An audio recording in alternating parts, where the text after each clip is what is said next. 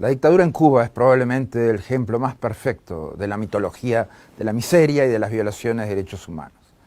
Que el pueblo de Cuba recupere la soberanía es fundamental en un continente que definitivamente no debe albergar dictaduras, ni crímenes de lesa humanidad, ni condiciones sociales insostenibles para su pueblo. El fin de la dictadura implica que el proceso de la revolución que introdujo un sistema fracasado debe dejar paso a nuevas oportunidades para la gente en el disfrute de sus derechos, debe dejar paso a que la gente pueda ser libre, sin control total de la vida pública y privada por parte de un Estado totalitario y corrupto.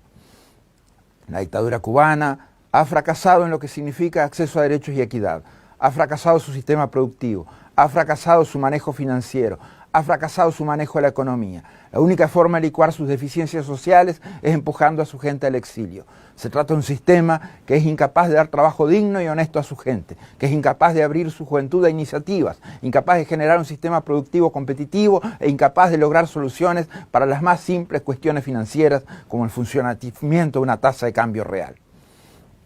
La revolución castrista ha sobrevivido sobre la base de su parasitismo. Primero de la Unión Soviética y en segundo lugar a Venezuela. Es un parasitismo extremo, porque aún después de haber, por ejemplo, matado a la revolución bolivariana, la siguen succionando en su beneficio. Es el concepto fundamental de la revolución jinetera, vivir de lo que sacan de otros, aún de la manera más sórdida, aún por brindar los servicios más infames, como reprimir, hacer inteligencia represora interna o torturar. Es imprescindible que la dictadura caiga, porque es la única forma de terminar con la impunidad en materia de corrupción, de violaciones de derechos humanos y crímenes de lesa humanidad en la isla. Es la única forma de visibilizar sus mentiras y la fachada que tratan de presentar al mundo, como las falsas elecciones o como el ilegítimo referéndum constitucional, sin garantías de derechos políticos y civiles y cuyos resultados serán ilegítimos. Es necesario terminar con una revolución que costó la vida de gente en decenas de miles de ejecuciones. Esos ciudadanos cubanos fueron ejecutados por tener una diferente opinión política. La revolución castrista, en sus 6 décadas de vida, jamás ha permitido a los cubanos y a las cubanas pensar, elegir y decidir libremente. La libertad individual más básica es inexistente en la isla. El régimen cubano es un sistema que se sostiene en la represión interna, incluso de los movimientos más pacíficos y pacifistas de todos, como las damas de blanco. Sobrevive del escarmiento político a través de la prisión de opositores, del amedrentamiento político a través de la amenaza y la tortura. Un régimen que no admite ser juzgado y no admite el menor escrutinio por su propio pueblo. Un régimen en el cual silenciar las voces disidentes es la forma de sostener la impunidad de los dictadores. Las dictaduras contaminan los sistemas políticos democráticos con prácticas autoritarias en políticos, partidos políticos, grupos de presión, sindicatos. Contaminan con corrupción, llevando a un extremo la lógica de financiamiento espurio de campañas y partidos.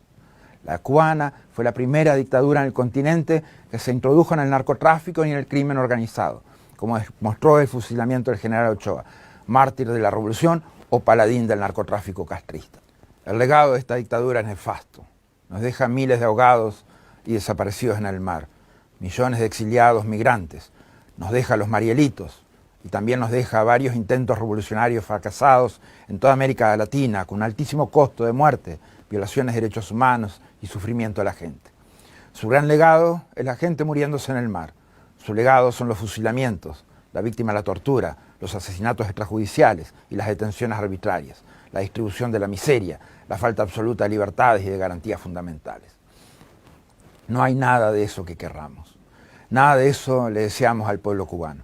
Le deseamos que puedan ser finalmente una democracia, que cada cubano tenga la posibilidad de un empleo digno, que cada cubano pueda acceder a sus derechos fundamentales sin importar qué piensa políticamente, que cada cubano pueda aspirar y decidir por una mejor vida sin la interferencia de un Estado totalitario en su camino.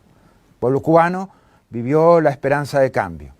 Esa revolución no la hizo la comandancia, la hicieron todos los cubanos, era de todos y no de unos pocos. El verdadero soberano, el pueblo cubano, nunca eligió ese destino. El verdadero soberano, la gente que busca sobrevivir día a día con lo poco que recibe, que preserva su dignidad a pesar de tantos años de engaño y privaciones de sus derechos civiles y políticos, no eligió reemplazar una dictadura por otra. Ese soberano merece recobrar, para no volver a perder jamás, sus derechos a elegir y a ser electos, a expresarse libremente y sin miedo a la represión, a ser verdaderamente libres, a hacer su revolución individual cada día y no resignándose a lo que se les adjudique. No merecen seguir sometiéndose a un porvenir de decisión de privilegiados que hace rato que dejaron de bregar por los intereses de su pueblo. El pueblo cubano, el soberano, merece la oportunidad de elegir su destino, de ejercer su derecho a la democracia, de tener un futuro colectivo de verdad.